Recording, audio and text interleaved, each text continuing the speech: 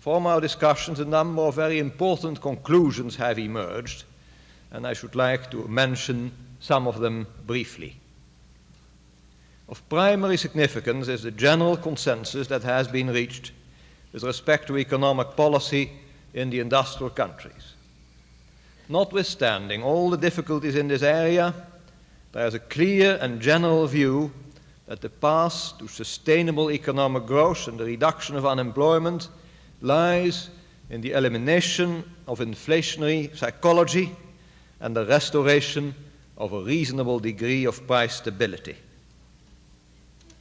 Among the primary producing countries, there is understandable concern that import expansion in the industrial world may proceed at lower rates than in past recoveries because of the need for cautious policies in the fight against inflation.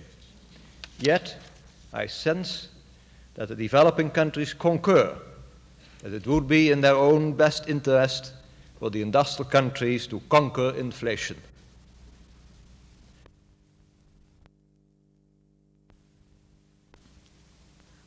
But it was also agreed that these domestic efforts within the developing countries, as essential as they are, must be matched by determined efforts on the part of the industrialized world, both to increase the flows of external financial assistance to the developing countries and also to reduce the barriers to their trade.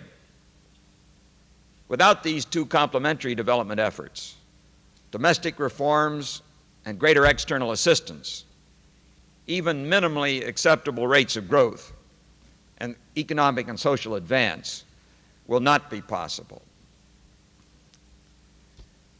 Within this general agreement, there was an understanding that the World Bank should continue to be a major source of the external financial assistance required.